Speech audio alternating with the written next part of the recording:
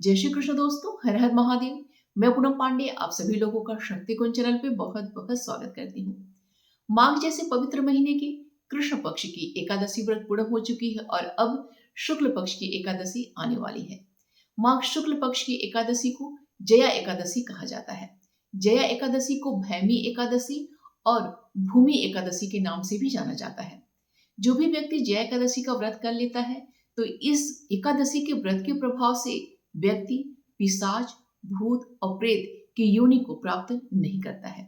उसके समस्त प्रकार के कष्ट दूर होते हैं और वह ऐश्वर्य को प्राप्त करता है। जय एकादशी को मुक्ति का द्वार भी कहा जाता है।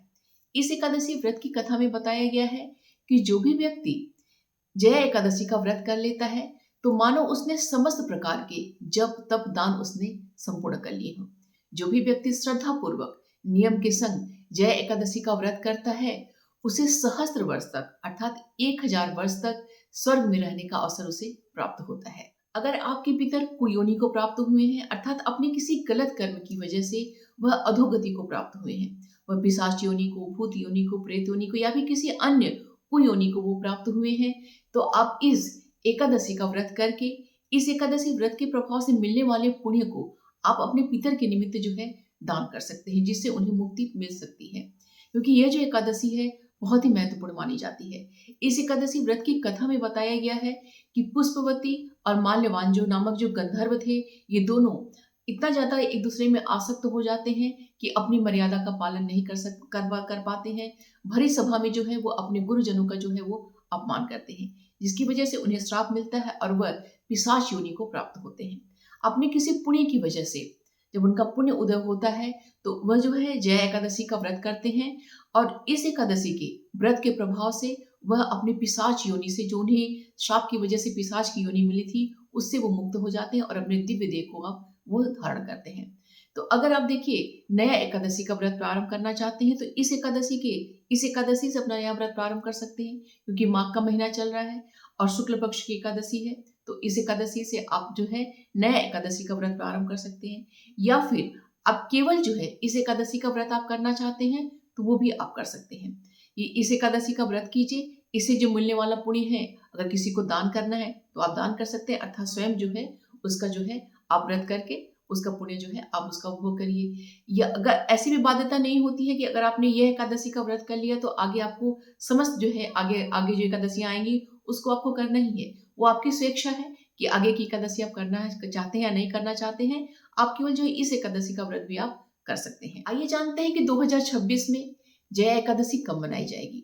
तो माघ मास के शुक्ल पक्ष की एकादशी तिथि का प्रारंभ 28 जनवरी दिन बुधवार की शाम में 4:35 से हो रही है और यह एकादशी तिथि अगले दिन 29 जनवरी दिन गुरुवार की दोपहर में 1:55 पे समाप्त हो रही है। उसके पश्चात द्वादशी तिथि प्रारंभ हो जा रही है।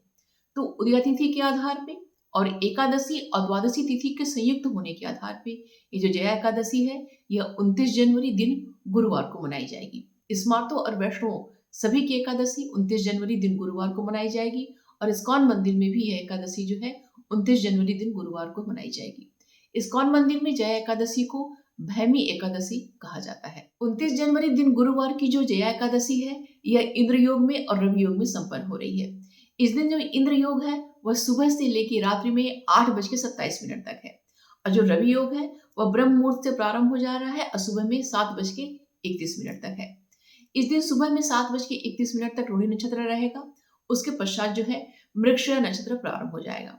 तो आइए अब जानते हैं कि इस व्रत का जो है पारण हम किस दिन करेंगे और पारण का मुहूर्त क्या है। तो 29 जनवरी दिन गुरुवार की जो हम लोग जया एकादशी कर रहे हैं इसका जो पारण है वह 30 जनवरी दिन शुक्रवार को किया जाएगा और पारण का जो शुभ मुहूर्त है वो सुबह में 6:16 से लेकर सुबह में 9:59 तक है। और इस दिन जिस दिन हम लोग पारण कर रहे हैं 30 जनवरी दिन शुक्रवार को, इस दिन जो द्वादशी तिथि है वह सुबह में 11:09 पे समाप्त हो जाएगी। उसके पश्चात त्रयोदशी तिथि शुरू हो जाएगी। 29 जनवरी दिन गुरुवार को जो है हम एकादशी का व्रत करेंगे, तो इसके जो दसवीं के नियमों का पालन है वह 28 जनवरी दिन बुधवार को किया जाएगा। तो 28 तारीख को देखिए शाम में ही 4:35 से हमारी एकादशी तिथि शुरू हो जा रही है और हमारा व्रत जो है वो 29 तारीख को है। तो जिस दिन हम व्रत करते हैं एकादशी का उस दिन जो है तुलसी पत्र हम नहीं तोड़ते हैं, तुलसी माता का हम पूजन करते हैं, ठीक है, सब कुछ करेंगे, लेकिन उनके तुलसी जो पत्र जो है हम नहीं तोड़ेंगे। और जब जब तक द्वादशी तिथि रहती है तब तक जो है तुलसी के पत्र नहीं तोड़ने चाहिए।